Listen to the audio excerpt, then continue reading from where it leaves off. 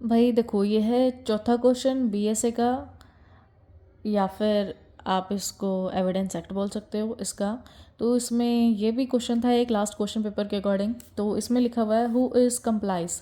Complies अभी हमने पढ़ा था, ये वो है सहयोगी या सहकांडी जो कि हेल्प करता है साथ में किसी भी क्राइम को करने में जिसने देखा होता है, ठीक है। कंप्लाइज वो है। और अगली चीज़ पूछी हुई है, when can be the conviction carried out based on testimony of A complies. जब भी ये साथ वाला ए कंप्लाइज जो एज अ विटनेस है, ये वाला ये बंदा, इसकी टेस्टिमनी पे, इसकी गवाही पे कब कन्विक्शन मिल जाता है, ठीक है। तो कैसा होता है, हम लोगों को पता है भाई, ये बंदा वैसे भी जो कंप्लायंस है ये झूठा भी हो सकता है और इसका सेल्फ इंटरेस्ट रहता है अपनी बातों के लिए।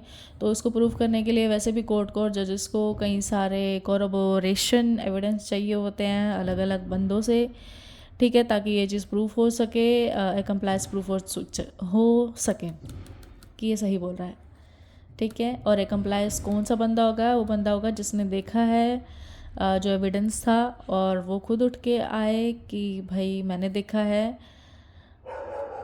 या फिर मैंने नहीं देखा ये होते हुए, इसने ये बात नहीं करी, ठीक है।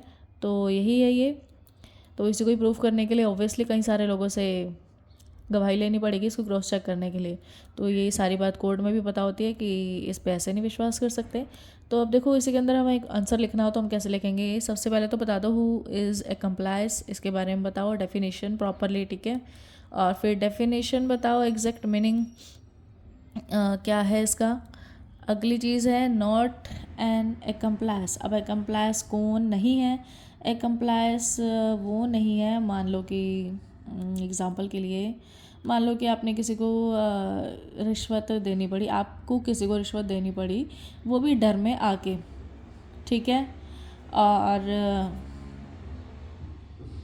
कोई इसका एविडेंस है, कोई इसका कंप्लायंस है, तो वो यहाँ पे कंप्लायंस नहीं हो जाएगा, ठीक है। यहाँ तो ऐसा है कि कोई क्राइम करते हुए करे और फिर साथ वाला उसको देखे, ठीक है, एज अ सबूत बने, एज अ विटनेस बने। तो यहाँ तो ये चीज़ आप ऑलरेडी किसी के डर में आके कर रहे हो और आप कोई क्राइम नहीं कर रहे, राइट, जो मैंने एग्जाम्पल बताया उसमें। तो वो इस केस में कंप्लायंस नहीं है, आप ये चीज़ यहाँ पे डिफाइन कर सकते हो। अगला है टाइप्स, किस किस तरह के होते हैं। पहला प्रिंसिपल, वो खुद बंदा भाई जो कांड कर रहा है, और दूसरा है अबेटर्स, जो उसको एड कर रहा है, जो कि कंप्लायंस है, मतलब साथ वाला, ठीक है, हेल्प दे रहा है। अगला है एक्सेसरीज़। एक्सेसरीज़ यहाँ पे देखो बोली गई है बिफ़ोर और आफ्टर वाले को। एक्सेसरीज़ बिफ़ोर मतलब कांड करने से पहले जो भी कोई काउंसलिंग वगैरह कर रहा है उसको हेल्प कर रहा है ना भाई, कि यहाँ से जाता है, इस समय यहाँ से तू इसकी चेन खींच सकता है, या यहाँ पे इसका मर्डर कर सकता है, तो वो जो काउंसलिंग कर रहा है, दोज आर द एक्सेसरीज़। और आफ्टर वाली वो है जो कि हेल्प करती है एस्केप करने में, कोई बंदा भी हो सकता है या कोई मटेरियल, लाइक कोई शॉप वगैरह होगी, कहीं भी आप जाके छुपे हो, तो जो भी चीज़ हेल्प करेगी वो होगी एक्सेसरीज़ आफ्टर, और एक्सेसरीज़ बिफोर पहले वाली, लाइक काउंसलिंग, राइट। अब इसमें आगे है conviction based on A compliance testimony. तो पूछा ही गया हुआ है अगले पॉइंट पे, ठीक है, कन्विक्शन कैसे होगा है कंप्लायंस की टेस्टिमनी के ऊपर। पहला है कि लीगल पोजीशन। भाई पहली चीज़ तो ये कंप्लायंस की लीगल पोजीशन है, ठीक है। और हमने पढ़ा था पिछले क्वेश्चन में कि ये काम इलीगल नहीं है, कंप्लायंस तो एक लीगल पर्सन है, बट उसको प्रूफ करना कोर्ट को देखना है कि भाई वो कैसे प्रूफ कर सकते हैं हम कि ये सही बोल रहा है या नहीं बोल रहा। तो एक ये कॉम्पिटेंट विटनेस है, ठीक है, ए कंप्लाइंस। तो ये चीज़ बताइए। अगला है जुडिशियल कोर्जन। तो जुडिशियली इसको ध्यान रखना पड़ेगा, जैसे कि पिछले क्वेश्चन में भी था कि एक जुडिशियली वार्निंग है, लाइक देखो ये जो कंप्लाइंस होते हैं ना ये बंदे, इनका एक तो टेंडेड कैरेक्टर होता है, हमें पता होता है भाई ये हो सकता है झूठ भी बोल रहा है या कुछ भी, इसका कैरेक्टर ही ऐसा है, पहले ही पता होता है।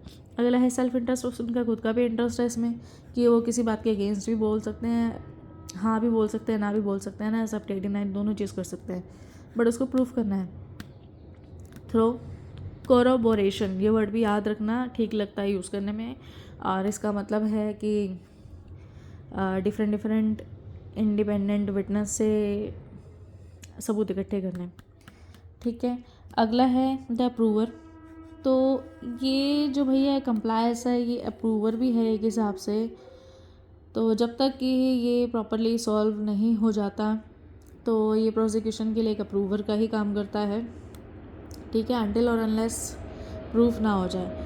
और व्हेन इट्स स्ट्रॉन्गर, ये स्ट्रॉन्गर कब होता है, जब ये इस बंदे को, जब इस कंप्लायंस को एक्सेप्ट करना पड़े कोर्ट को कि हाँ जो उसने कहा है ये सही कहा है और ये सॉल्व हो जाए और फाइनली सेम चीज़ डिफ़ाइन हो जाए, अप्रूव हो जाए, ठीक है, तो तब ये स्ट्रॉन्गर बन जाता है।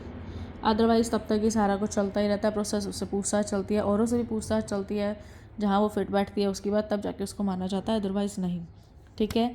तो एकम्प्लाइज से मैंने तो इसका नाम कर दिया है सहकांडी, ठीक है। आप लोगों को जो नाम रखना है आप रख लो, मेरे को तो ये ठीक लगा। सो ये था हमारा 4th क्वेश्चन और चलते हैं नेक्स्ट क्वेश्चन की तरफ। बाकी थैंक्स अ लॉट, तब तक एंजॉय माई चैनल और प्लीज़ सब्सक्राइब इट, लाइक तो कर दो यार।